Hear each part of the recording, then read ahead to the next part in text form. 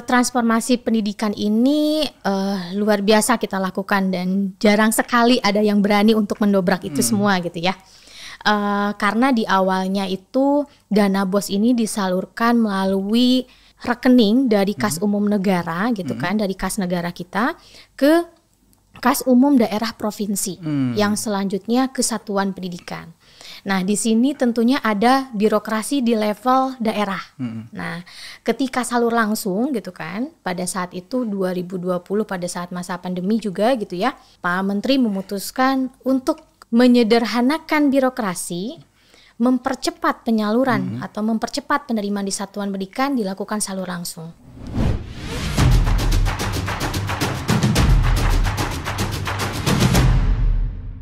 Baik, artinya sebelum disalurkan itu ada hak dan kewajibannya ya? Ya, ada hak dan kewajibannya. Haknya adalah menerima dana BOS, tapi kewajibannya juga adalah melaporkan. Ya. Ya. Oke. Nah, salah satu yang menjadi transformasi ya dalam pengelolaan dana BOS ini kan adalah terkait fleksibilitas penggunaan dana. Ya. Yang dapat disesuaikan sekolah sesuai dengan kebutuhan ya. Boleh nggak sedikit cerita Mbak Tri mengenai apa sih, seberapa fleksibel misalnya penggunaan BOS di sekolah ini? Ya, kalau kita melihat dari sisi juknis dari tahun ke tahun Mas, mungkin pernah dengar namanya MBS ya. Yeah. Manajemen berbasis sekolah. Artinya kalau dari sisi konteks MBS dari dulu sampai dengan sekarang, MBS tetap diterapkan di satuan pendidikan. Melakukan perencanaan sesuai dengan kebutuhan. Betul ya? Nah, tapi apa yang membedakannya nih? Fleksibilitas. Ada penyediaan alat multimedia pembelajaran contohnya ya. Bahwa sekolah boleh membeli laptop misalkan ya.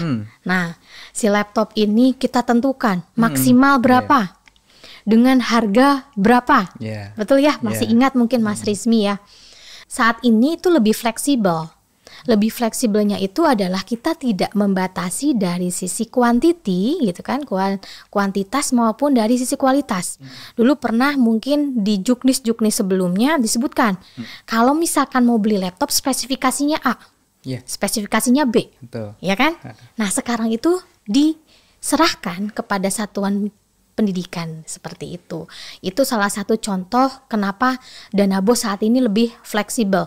Kita tidak ada batasan kuantitas dan kualitasnya, intinya seperti itu. Contohnya di penyediaan alat multimedia pembelajaran tadi gitu. Okay. Jadi benar-benar kebutuhan sekolah apa, sekolah bisa menyesuaikan ya?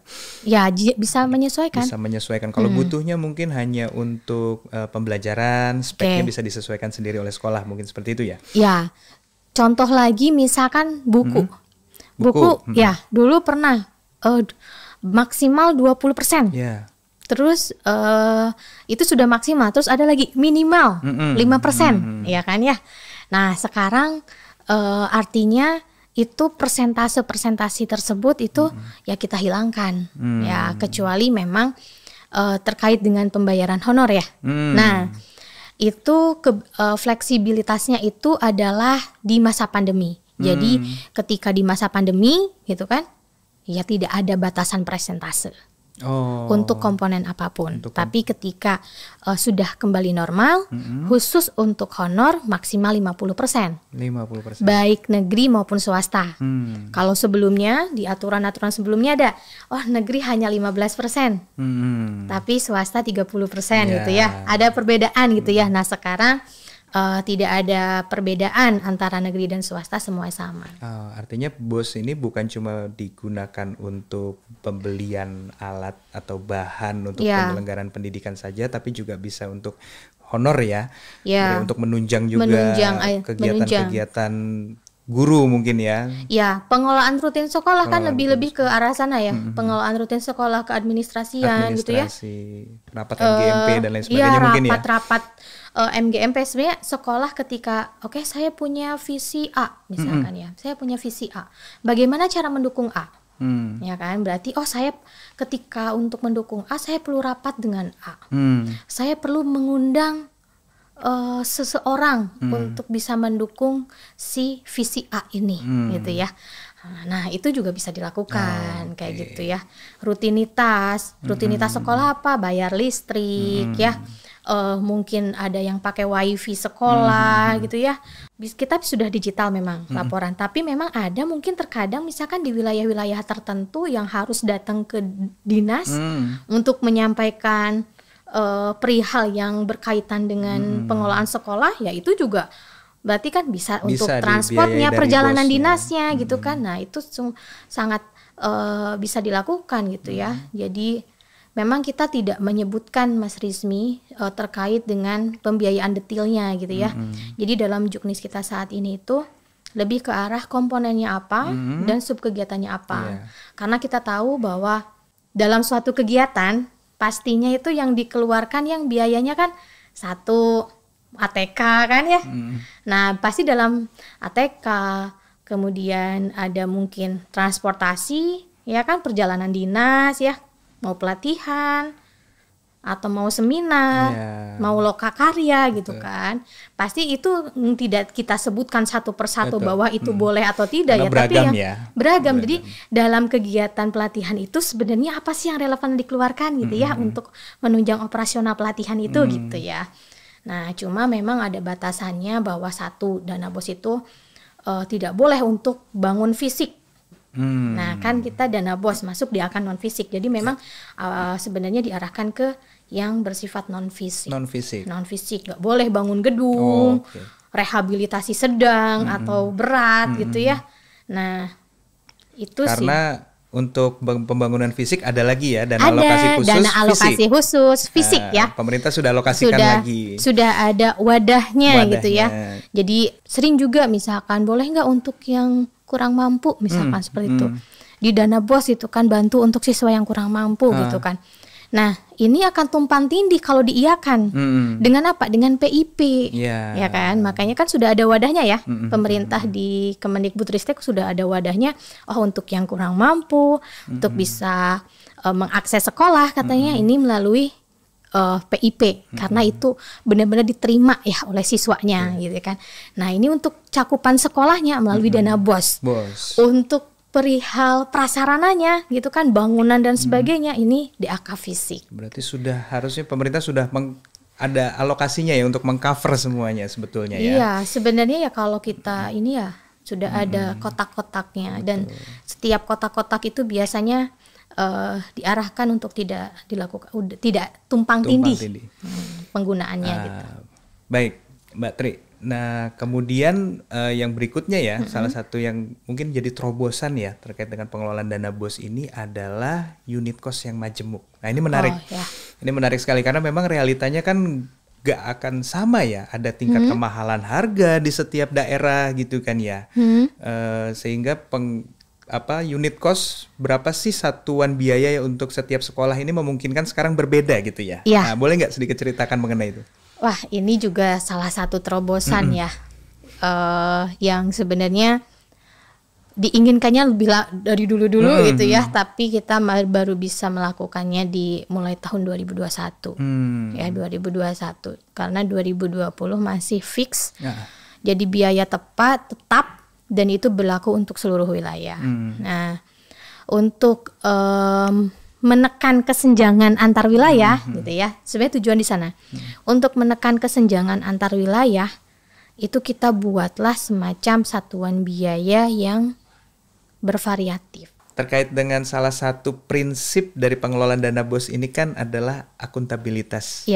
Dana BOS harus terlaksana dengan akuntabel. Nah, kebijakannya apa sebetulnya untuk mewujudkan akuntabilitas dalam pelaksanaan dana BOS di sekolah nih, Mbak? Kalau kita melihat kata akuntabel biasanya sama dengan dapat dipertanggungjawabkan ya kan. Nah, dalam hal ini Kemendikbudristek ada sistem ya Siplah. Siplah nih. Sistem informasi pengadaan barang jasa di sekolah gitu ya. Jadi pada prinsipnya PBJ itu bisa dilakukan secara daring maupun luring. Tapi ada ketentuan kapan itu harus secara daring dan kapan itu harus secara luring gitu ya. Cuma kita arahkan dengan apalagi sekarang teknologi sudah berkembang, kita harapkan sekolah juga melek digital ya. Melek digital karena ketika transaksi itu terekam, tercatat gitu kan, maka ya uang negara kita juga bisa transparan atau bisa tercatat dengan baik gitu ya. Kita harapannya seperti itu. Jadi kita ada sistem daringnya sekolah itu PBJ-nya melalui SIPLAH gitu. Pelaksanaan pengadaan barang dan jasa di sekolah artinya memang sudah lewat satu aplikasi tadi SIPLAH ya. Untuk daringnya ya, karena di situ mirip marketplace ya yang saat ini juga berkembang itu kan. Jadi prinsip-prinsip pengadaannya ya bisa diwujudkan ketika pakai SIPLAH ya. Misalkan prinsip-prinsip dari sisi pengadaan ada sekolah harus melakukan perbandingan harga. Maka dengan SIPLAH sudah bisa dilihat di situ. Seperti itulah contohnya. Itu salah satu kebijakan dari bagaimana kita mewujudkan akuntabilitas dalam penggunaan aman dalam berbelanja, lakukan lewat SIPLAH gitu ya. Mungkin itu gitu ya. Iya. Oke, selain akuntabel ya, pelaksanaan dana BOS ini juga salah satu prinsipnya kan harus efisien. Iya, efisiensi sesuai dengan kebutuhan ya sekolah dan lain sebagainya. Nah, apa yang jadi kebijakan kementerian untuk mewujudkan tadi efisiensi dalam pengelolaan dana BOS-nya? Ya, dalam hal mewujudkan itu pada prinsipnya sekolah itu seharusnya dalam melakukan perencanaan itu mengikuti hasil refleksi dirinya. Atau yang kita kenal mungkin evaluasi diri sekolah, ya kan, refleksi diri sekolah. Dari dulu ketentuan itu ada, namun belum ada sistem nih. Nah, sehingga Kemendikbudristek ini melakukan salah satu upaya juga ya untuk bisa mengkontrol satuan pendidikan bagaimana melakukan perencanaan biar sesuai dengan kebutuhannya sekolah kan. Kalau sudah melakukan evaluasi diri, maka sudah tahu kekurangan dan kelebihan dirinya, sehingga kita ada namanya aplikasi RKAS. Nah, aplikasi RKAS ini juga sebagai apa tuh aplikasi RKAS tuh? Perencanaan, aplikasi yang cakupannya di dalamnya untuk perencanaan, untuk pelaksanaan penata usahaan, dan juga untuk bisa mengeluarkan output pelaporan yang sesuai dengan kebutuhan pusat, juga kebutuhan daerah. Jadi sekolah dengan aplikasi itu bisa mewujudkan kebutuhan pelaporan yang diminta oleh pusat dan daerah. Artinya sebelum melakukan penganggaran, sekolah itu melakukan evaluasi diri ya, sehingga tahu mungkin kekurangannya di mana. Misalnya di dalam pembelajaran, kita kurang alat, sehingga dia di tahun berikutnya dia menganggarkan untuk pembelian alat sehingga misalkan seperti itu. Itu yang dimaksud dengan untuk mendorong efisiensinya. Jadi justru nanti ARKAS ini kan akan tersambung ya dengan hasil evaluasi diri sekolah yang secara tersistem juga. Nah, sehingga nih sekolah ternyata kurangnya A. Ini ada referensi bagaimana cara melakukan aksi untuk memenuhi kekurangan A. Nah, nanti aksi-aksi itu yang ada anggarannya masuk ke ARKAS. Gitu. Jadi ini dalam upaya pengembangan kita gitu ya. Dalam rangka memang memudahkan, mengurangi kompleksitas yang dilaksanakan di sekolah gitu. Baik, terima kasih banyak Mbak Triani atas sharingnya, banyak sekali informasi yang kita peroleh, yang mudah-mudahan ini semua bisa bermanfaat bagi sobat belajar semua. Bermanfaat. Dan baik sobat belajar, cukup sampai di sini perbincangan kita pada hari ini. Ikuti terus dan jangan sampai ketinggalan episode podcast lainnya karena banyak sekali perbincangan seru dan informasi menarik yang bisa didapatkan. Jangan lupa like, komen, dan subscribe channel YouTube kami di Ditjen PAUD Dikdasmen. Saya Halifatullah Al-Khawarizmi undur diri. Salam sehat, selamat beraktivitas, dan salam berani belajar berubah.